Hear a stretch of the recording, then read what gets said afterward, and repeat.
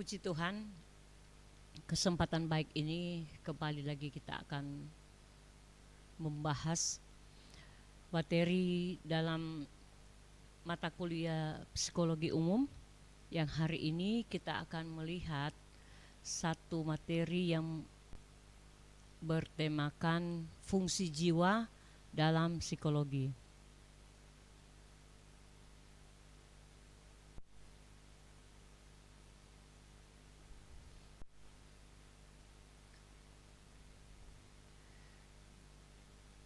Khusus dalam materi ini kita akan lihat apa itu jiwa, kemudian apa fungsi jiwa. Pengertian jiwa dalam materi ini yaitu menurut Kamus Besar Bahasa Indonesia bahwa kata jiwa memiliki arti yaitu roh manusia yang ada di dalam tubuh dan menyebabkan seseorang hidup atau bernyawa. Menurut psikologi positif bahwa kekuatan yang menyebabkan hidupnya manusia itulah jiwa. Kemudian menyebabkan manusia dapat berpikir, berperasaan, dan berkehendak atau memiliki budi pekerti. Maka jiwa juga menyebabkan orang mengerti atau insaf akan segala gerak jiwanya.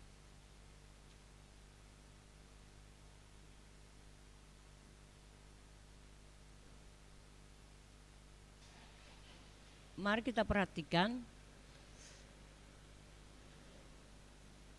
fungsi jiwa. Yang pertama sebagai sumber kehidupan.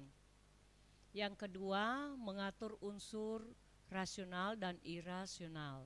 Yang ketiga memberi kehendak pada manusia, kemudian mengatur proses berpikir. Selanjutnya memberi perasaan pada manusia. Kemudian mengatur kesadaran sebagai manusia. Menumbuhkan kepedulian pada orang lain dan membantu beradaptasi serta membuat perbedaan manusia dengan makhluk lain. Kemudian memberi rasa perih kemanusiaan. 10 fungsi jiwa ini kita lihat bahwa sebagai sumber hidup,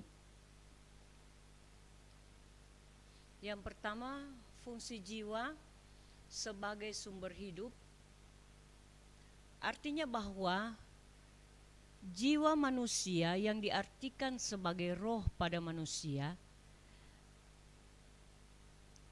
merupakan sumber kehidupan bagi tubuh fisik dan memiliki jiwa tersebut, maka tubuh manusia bisa bergerak, bertingkah laku, mengikuti apa yang dikehendaki dan yang diinginkan.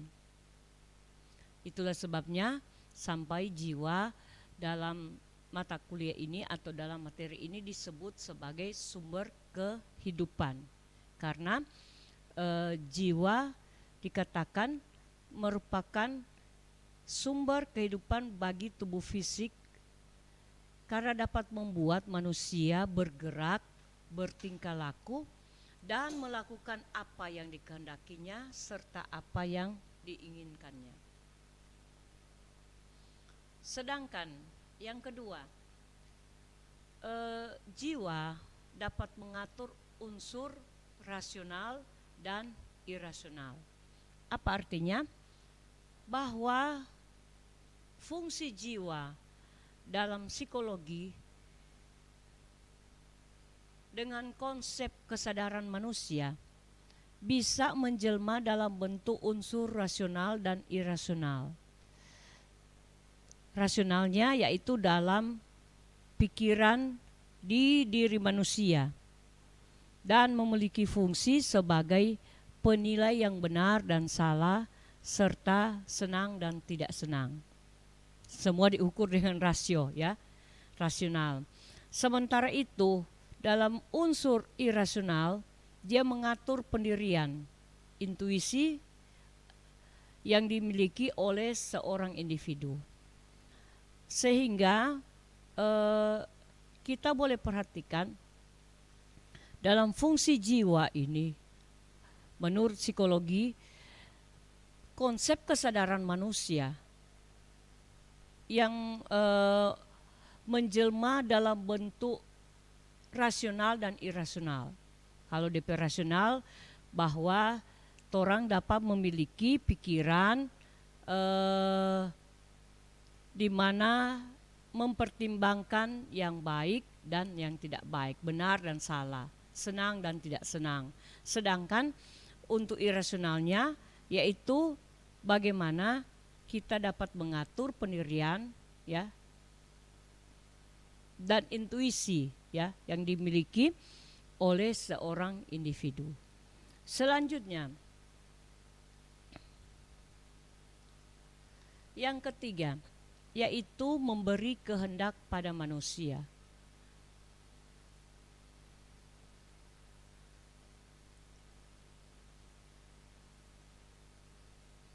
Setiap manusia memiliki kehendak dalam dirinya. Kehendak merupakan suatu keadaan psikologis yang muncul dan mendorong manusia untuk melakukan sesuatu. Saya ingin melakukan sesuatu, itu didasarkan ada kehendak, ya. Kemudian kehendak ini muncul sebagai cerminan dari jiwa kita. Jadi perlakuan yang kita lakukan atas dasar kehendak, ya, dan itu mencerminkan bentuk jiwa kita. Saya ingin makan, saya hendak melakukan apa, kegiatan makan, dan itu lahir dari jiwa, ya, ingin makan, ya. Kemudian hal ini juga sesuai dengan pendapat seorang ahli yang namanya Plato, yang hidup di tahun 477 sampai tahun 447 sebelum Masehi, bahwa jiwa merupakan sesuatu yang imaterial, yang abstrak, dan sudah ada sejak dulu sebelum alam praseriosis, ya. Kemudian jiwa bersarang di tubuh manusia. Ini konsep yang digambarkan, ya.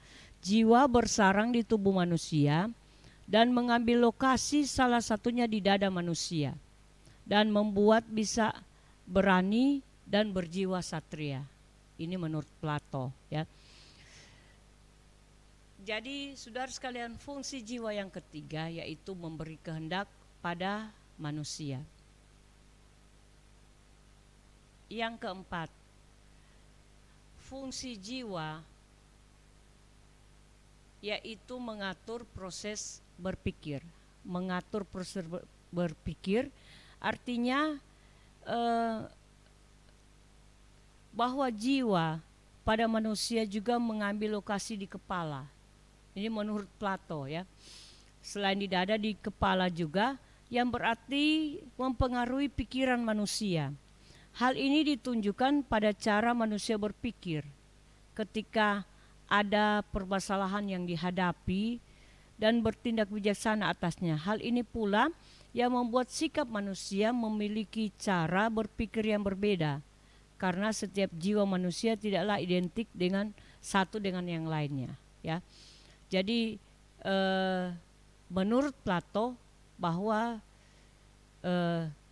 dia lokasi jiwa ini bukan cuma di dada tapi di kepala juga, dan itu melahirkan pikiran, ya, manusia, dan itulah sebabnya bahwa manusia berpikir, dia memiliki pemikiran sendiri dibandingkan dengan orang lain. Jadi masing-masing punya pemikiran, ya, sama dengan jiwa manusia.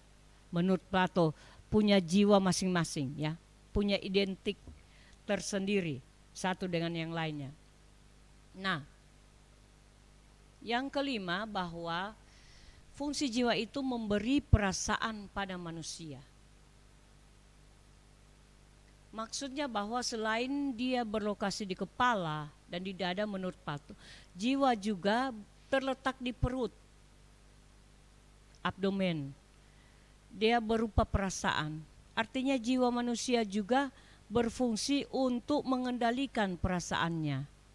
Apakah dia rendah hati, tidak sombong dan sebagainya, ya.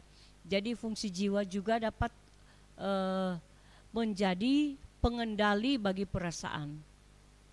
Ketika kita mulai ada rasa kebanggaan diri, jiwa dapat mengontrol, mengendalikan dan mulai membawa kita dalam kesadaran untuk hidup rendah hati, ya. Jadi tapi menurut Plato dia bersarang di perut. Selanjutnya, fungsi jiwa lainnya yaitu mengatur kesadaran sebagai manusia. Ketiga unsur jiwa yang disebut oleh Plato bahwa pikiran, kehendak, dan perasaan merupakan dasar dari segala aktivitas manusia. Ketiga unsur ini tidak dapat dipisahkan agar manusia bisa menyadari penuh keberadaannya sebagai manusia, ya. Dengan kesadaran bahwa manusia inilah manusia bisa selalu menentukan bentuk aktivitas dan tingkah laku yang diwujudkan dalam hidupnya. Jadi pikiran, kehendak, dan perasaan kita yang bisa menjadi dasar kita melakukan segala aktivitas sebagai seorang manusia. Ini tiga unsur yang sangat penting dan tentunya ketika kita memiliki ketiga unsur ini akan membawa kita menjadi manusia yang layak, ya, manusia yang menyadari keadaannya, ya. Jadi mengatur kesadaran manusia, kita memiliki jiwa yang positif. Kalau kita padukan dengan pembelajaran kita atau situasi kita yang sementara berada di sekolah tinggi teologi, maka jiwa kita akan dibawa kepada pengenalan atau pengetahuan yang jelas tentang kebenaran firman Tuhan. Maka perlu ketiga hal ini, pikiran, kehendak, dan perasaan kita semua terpaut kepada kebenaran firman Tuhan atau kepada pribadi Kristus, ya.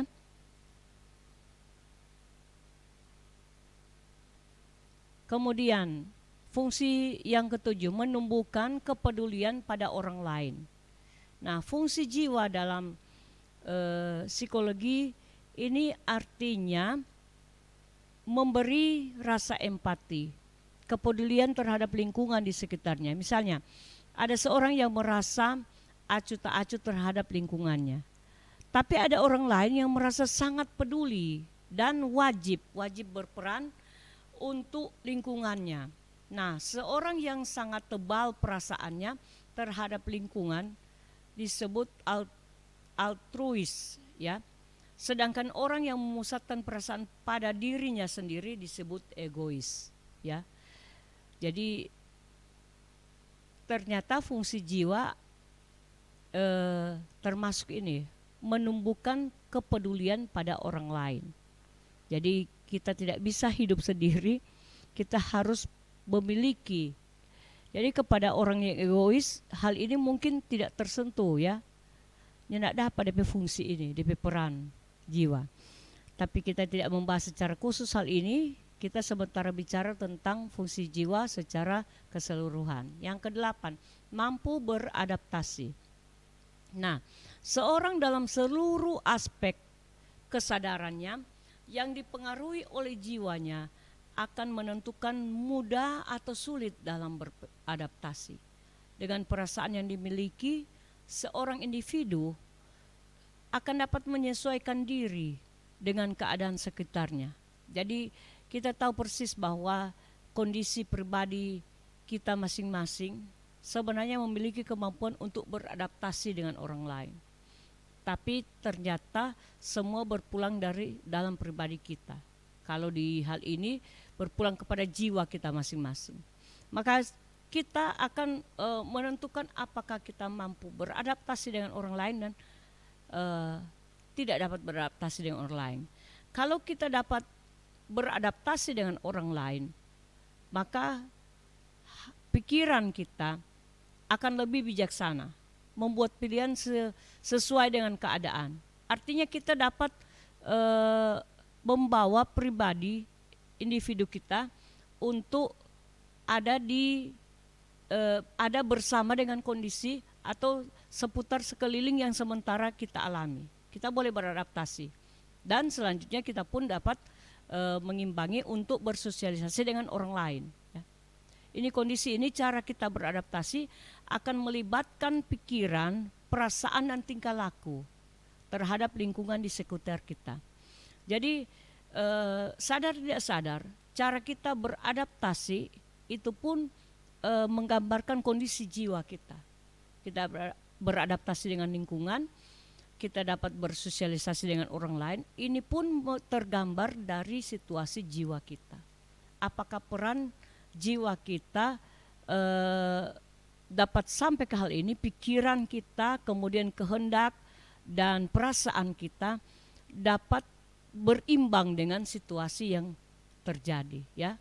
Kita mampu beradaptasi. Oleh karena itu, keberadaan jiwa yang mengatur 3 unsur tersebut sangat berperan dalam usaha kita untuk beradaptasi dengan orang lain.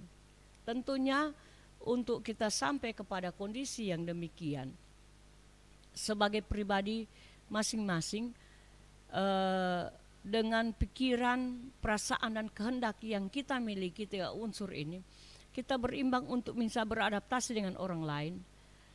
Hal yang paling penting, kita harus juga mengimbangi diri untuk menerima keputusan atau pendapat orang lain ataupun jalan pikir orang lain. Kita harus mampu menerima. Ini menjadi konsep yang penting supaya kita berimbang, karena orang lain itu pun memiliki pikiran, memiliki perasaan, memiliki kehendak masing-masing. Tapi kalau kondisi jiwa kita sehat, kita akan mampu beradaptasi, mengimbangi hal ini, ya, supaya lingkungan itu tercipta satu lingkungan yang namanya komunitas atau kumpulan, ya, kumpulan orang. Nah, kesembilan yaitu bahwa fungsi jiwa membuat perbedaan kita dengan makhluk lain. Dengan adanya jiwa yang sehat dalam pribadi kita, kita memiliki unsur-unsur kejiwaan yang mantap, ya, yang kita sadari, maka kita akan menjadi satu individu yang berbeda dengan makhluk lain. Tentunya kita berbeda dengan hewan, ya, berbeda dengan tumbuhan, karena kita memiliki kondisi jiwa yang seperti dibahas saat ini, bahwa jiwa manusia menjadi berbeda dengan makhluk lain secara psikologi. Manusia bisa membuat apa pilihan yang terbaik menurutnya. Kemudian bisa merasa bahagia dan sedih atau yang lain sebagainya. Nah, hal ini tentunya sangat berbeda jika dibandingkan dengan makhluk hidup yang lain seperti hewan dan tumbuhan. Keberadaan jiwa dalam diri manusialah yang membentuk sebagai manusia. Jika tidak ada jiwa, manusia hanya akan makan, minum sekedar untuk melanjutkan hidup. Tapi karena kita memiliki jiwa, kita memiliki tujuan untuk hidup, ya. Apa tujuan hidup lainnya? Yaitu menjadi seorang yang berarti bagi orang lain, apalagi kita menjadi orang yang berarti bagi Tuhan, ya. Jadi kita punya target, punya pencapaian, berbeda dengan makhluk lain. Tidak ada pemikiran sampai hal ini, ya, karena mereka tidak ada ketiga unsur yang dilandaskan, ya, sebagai dasar bentuk jiwa. Kemudian yang ke-10, memberi rasa pri kemanusiaan. Seorang manusia yang memiliki jiwa akan memiliki rasa ketuhanan. Nah, itu saya katakan bahwa orang yang memiliki jiwa yang sehat punya kesadaran, ya, tahu tentang peran jiwa dalam hidupnya. Maka yang paling penting, kalau dia memiliki jiwa yang sehat, dia harus menyadari adanya Tuhan di hidup ini. Adanya Tuhan pengatur semua kehidupan kita, adanya Tuhan pengelola dunia ini. Nah, kalau dia memiliki Tuhan, dia akan menyadari bagaimana tugas yang penting sebagai hamba Tuhan, ya. Sebagai hamba-hamba Tuhan, bagaimana tugas yang harus dia miliki. Nah, kewajiban dan takdir diatur oleh Tuhan. Hal ini pula yang bisa menciptakan rasa perih kemanusiaan karena dia menyadari semua hanya diatur oleh Tuhan. Otomatis dia tahu juga orang yang lain pun diberikan oleh Tuhan. Orang lain pun dipelihara oleh Tuhan. Maka untuk melakukan sesuatu kepada orang lain akan ada rasa perih kemanusiaan. Dia tidak akan berbuat sesuatu semena-mena kepada orang lain. Ada rasa karena ada Tuhan yang menjadi pemilik kehidupannya, ya, pemilik, sehingga dia akan membentuk satu komunitas, satu rasa di mana dia akan sama-sama terbeban dengan orang lain, seperasaan, sepenanggungan dengan orang lain, dan rasa perih kemanusiaan sebagai makhluk ciptaan Tuhan. Nah, tentunya secara psikologi hal ini mempengaruhi tentang perilaku dan pikiran kita di dalam kehidupan sehari-hari. Kiranya semua fungsi atau peran jiwa ini yang kita sudah pelajari akan menjadi dasar yang penting bagi kita semua, supaya kita jadi tahu bahwa kondisi jiwa yang sehat semuanya akan tetap berlandaskan kepada Tuhan Yesus Kristus atau Tuhan yang Maha Esa, Tuhan yang menjadi pemilik kehidupan kita. Puji Tuhan, Tuhan Yesus memberkati.